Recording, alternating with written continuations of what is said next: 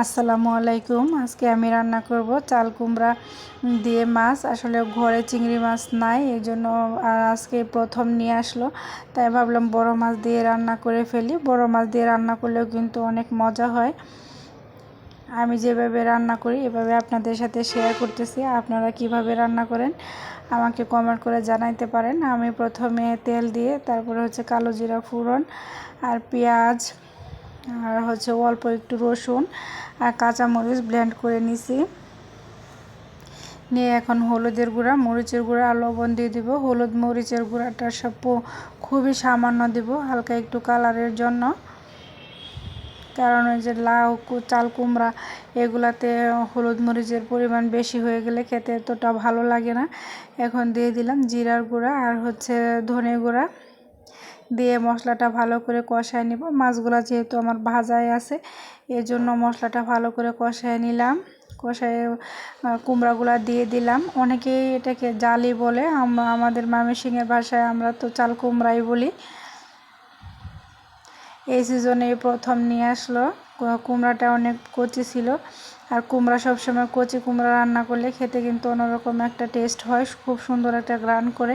ইলিশ মাছ দিয়ে রান্না অথবা চিংড়ি মাছ দিয়ে রান্না করলে বেশি ভালো হয়।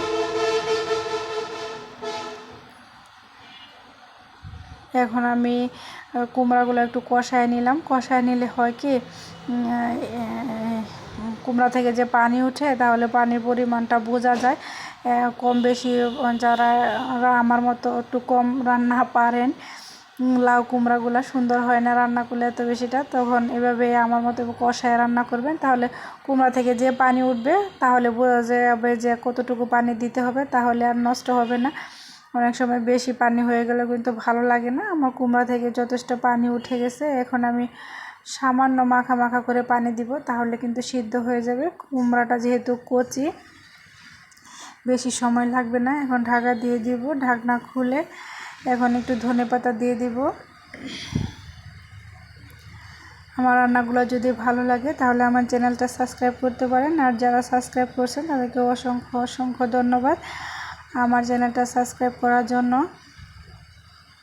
আমার এই সাধারণ রান্নাগুলো আপনারা মনোযোগ দিয়ে দেখেন, এর জন্য আমি অনেক অনেক কৃতজ্ঞতা পোষণ করি আপনাদের কাছে। এখন আমার তরকারিটা কিন্তু হয়ে গেছে। আমি এভাবেই রান্না করি। আপনারা কিভাবে রান্না করেন আমাকে জানাইতে পারেন।